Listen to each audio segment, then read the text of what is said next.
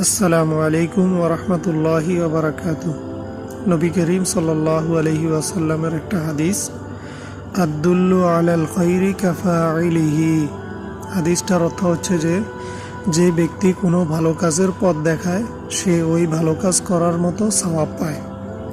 মানে হচ্ছে, আমি যদি আমার কোনো মুসলমান ভাইকে ভালো কাজের দিকে ডাকি, নামাজের দিকে ডাকি, সে যদি নামাজে অভ্যস্ত হয়, নামাজ পড়ে, তাহলে সে নামাজ পড়ার কারণে যতটুকু সওয়াব পাবে ততটুকু সমপরিমাণ সওয়াব আল্লাহ তাআলা আমার আমলনামায় লিপিবদ্ধ করে দিবেন। সুবহানাল্লাহ। আর যদি আমি আমার কোনো দোস্ত বন্ধুকে, কোনো মুসলমান ভাইকে খারাপ কাজের দিকে আহ্বান করি, খারাপ কাজের দিকে ডাকি, তাহলে খারাপ কাজ করার কারণে সে যতটুকু গুনাহ করবে ততটুকু গুনাহ আল্লাহ তাআলা আমার আমলনামায় লিপিবদ্ধ করে দিবেন। নাউজুবিল্লাহ।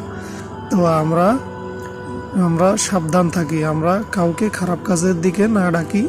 আমরা যদি পারি ভালো কাজের দিকে ডাকলাম, খারাপ কাজের দিকে আমরা কাউকে ডাকবো না। আমরা সবাই চেষ্টা করব যে ভালো কাজের দিকে মানুষকে ডাকার জন্য, খারাপ কাজের দিকে আমরা কাউকে ডাকবো না।